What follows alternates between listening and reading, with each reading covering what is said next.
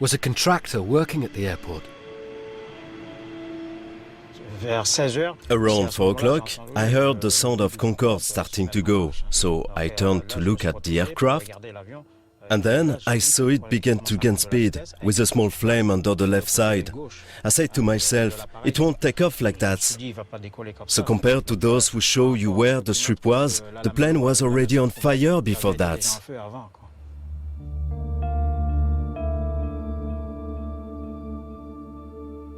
The BEA was approached about the eyewitness accounts and issues arising from its report, but declined, saying it was not its policy to comment on investigations.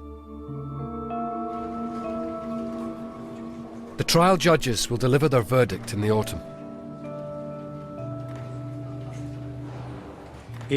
I have the feeling in this case that everything is being done to protect the image of France, the image of Concorde.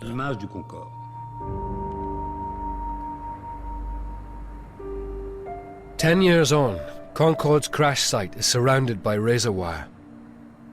Close by, a memorial stands to the memory of the 113 who died.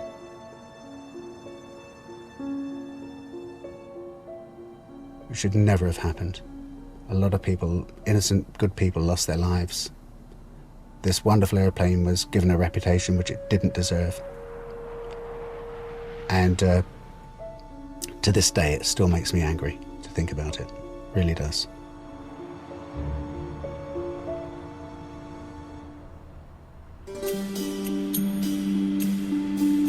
Back in 2000, to ensure the accident would never be repeated, bulletproof Kevlar was finally fitted in the vulnerable fuel tanks. And new tyres were developed that remained intact when punctured, a modification that would benefit all aircraft. The final cost of alterations was 1.5 million for each Concorde.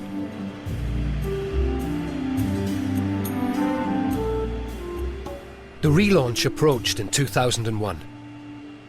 And to signal to the world their continuing faith in Concorde, British Airways splashed out a further 14 million on a new interior for the fleet by king of modern design, Sir Terence Conran.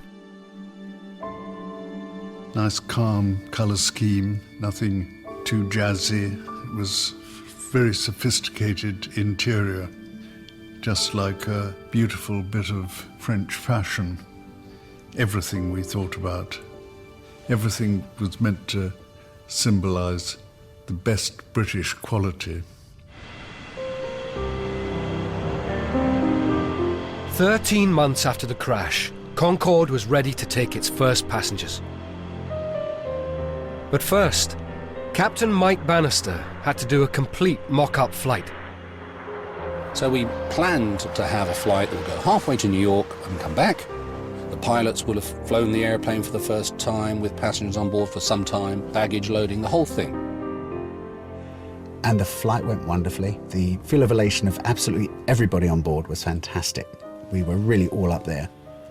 And we got off the airplane and my mobile phone rang.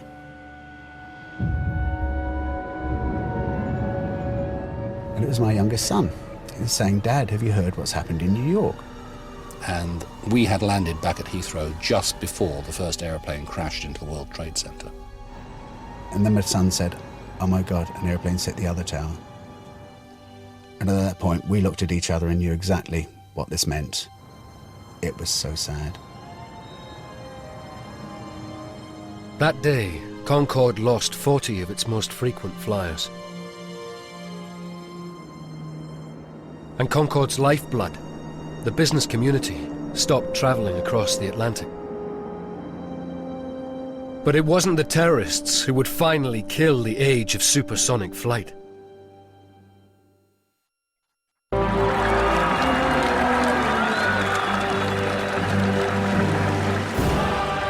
During the Queen's Golden Jubilee, the nation's pride soared as a British Concorde reappeared in public after the Air France crash.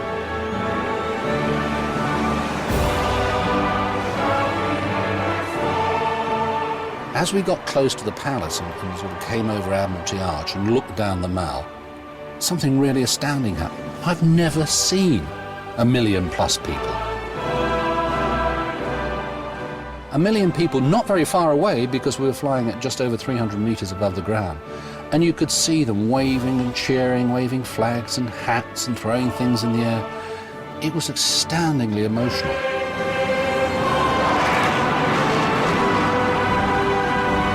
And you could see Her Majesty standing on the balcony, and she happened to be wearing a flame orange outfit, and so you could see her quite clearly. And that really was fantastic, and to be part of something like that was brilliant. Concorde was back, but in the post-9/11 world, revenues were down. And for Air France, matters were even worse. On some flights, the airline flew with only 6 paying passengers in its 100 seats. Then, Air France had a scare with another Concorde. On a scheduled flight to the US, an engine failed. The failure wasn't itself a crisis, but it caused a massive fuel leak. With tanks almost empty, the Air France Concorde only just made it to Halifax International in Nova Scotia. Now that of itself was quite a serious incident, and so perhaps it didn't come as a huge surprise when we were starting to get a feeling that they were seriously thinking about stopping operating. Faced with escalating costs, Air France debated whether Concorde had had its day. At the same time, Airbus, who kept the Concorde fleet airworthy, announced that the maintenance charges would have to go up by £40 million. BA had already spent millions of pounds refitting Concorde. Now it was confronted with the news of more costs, and without Air France, it decided it couldn't go it alone. And I'm sorry to say British Airways, rather weakly in my opinion, rolled over and capitulated to this French ultimatum. And so I get very upset about the way in which Concorde ended its life. Just 17 months after the relaunch, BA and Air France announced that they were retiring their Concorde fleets. It was the end of over 27 years of supersonic travel. Could have carried on technically, of course. It could carry on now. It could carry on for another 20 years. But it would cost more, and there simply wasn't the demand or the commercial drive to do it. In aviation terms, the Concordes were mere spring chickens, with only a quarter of the wear of an average 747.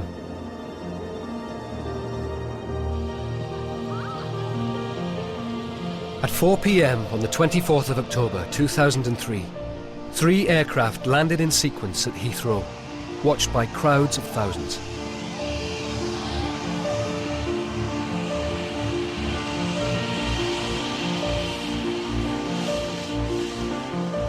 I came back from New York sitting next to David Frost, who was, of course, an enormously regular customer.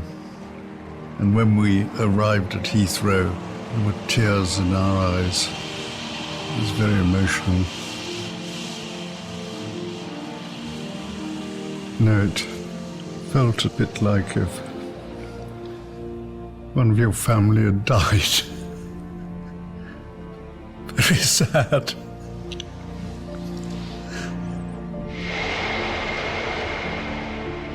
It symbolized optimism. It was everything that the 20th century could have stood for.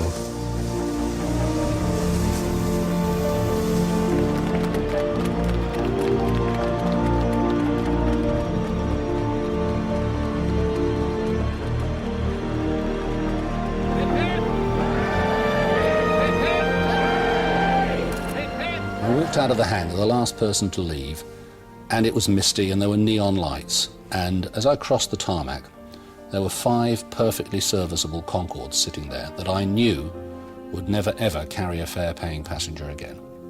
And I think that's the first time that the emotional side of what had happened really hit me. Of the 20 Concordes ever built, 18 remain sleeping at museums across the world. Her elite class of pilots either retired